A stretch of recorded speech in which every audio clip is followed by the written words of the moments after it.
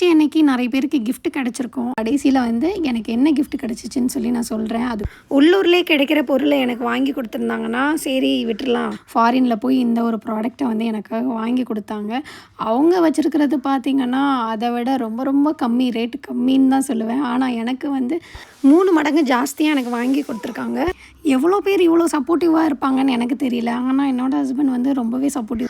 Most of the உமன்ஸுக்கு என்ன struggle பார்த்திங்கன்னா, ஒரு ஹஸ்பண்ட் வந்து ஒரு தொழிலில் இருப்பாங்க, அதே தொழிலில் தான் வந்து ஒய்ஃபையுமே வந்து திணிப்பாங்க. வந்து ஒரு விஷயத்தை கற்றுக்கிட்டு அதுக்கப்புறம் நீ வந்து அதில் இறங்கி செய்ய, அதுக்கப்புறம் நீ வந்து கண்டிப்பாக நீ ஜெயிச்சிடுவ அப்படின்னு சொல்லுவாங்க.